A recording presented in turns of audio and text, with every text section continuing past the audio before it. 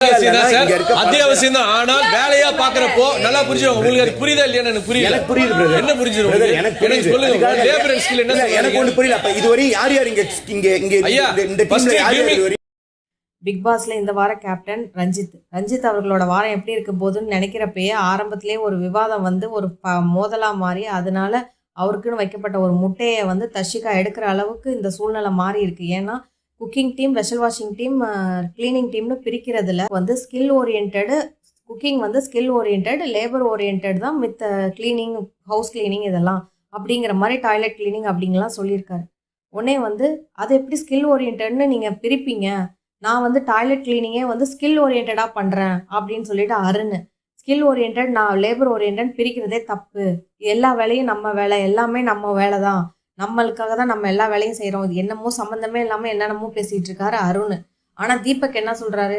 Skill ஓரியன்ட்னா ஆக்கப்பூர்வமாக பண்ணுறது. சமையலில் நம்ம வந்து சமையலில் சில விஷயங்கள் இதெல்லாம் போட்டால் தான் நல்லா இருக்கும்னு தெரியும். ஸோ அதனால தெரிஞ்சவங்க ஒருத்தராவது இதில் 2 பேராவது இருக்கிறது நல்லதுங்கிற மாதிரி அதனால அவர் சொல்கிறாரு.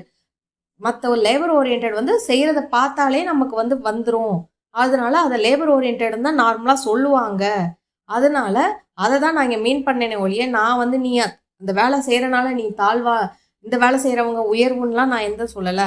வெளியில் இது மாதிரி தான் டிபார்ட்மெண்ட்டாக சொல்லுவாங்க, அதை தான் டிஸ்கிரிமினேஷனாக எடுத்துக்கணும், நான் யாரும் டிஸ்கிரிமினேஷன் பண்ணணும்னு பண்ணலை அப்படின்னு அவர் சொல்கிறாரு. இங்கே வந்து திருப்பியும் ஒரு விட மாட்டேங்கிறாரு அருண்.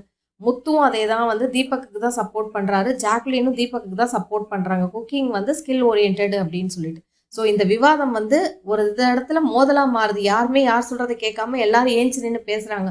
உடனே வந்து தர்ஷிகா அந்த முட்டையை எடுத்துட்றாங்க. இந்த இடத்துல கேப்டனுங்கிறவங்க அவங்க வந்து அந்த இடத்துல பவரில் கண்ட்ரோல் பண்ணியிருக்கணும். இவ்வளோ பேரை பேச விட்டு பார்க்குறதுங்கிறது அவரோட கேப்டன் அழகுனாலும் இந்த இடம் வந்து ஒரு மோதலாக மாறும்போது அந்த இடத்துல அவர் கண்ட்ரோல் எடுத்துருக்கணும். அவர் கண்ட்ரோல் எடுக்காமல் நின்னது, அதுக்காக நான் அந்த முட்டையை எடுக்கிறேன்னு சொல்லி அவங்க அந்த முட்டையை எடுத்திருக்காங்க.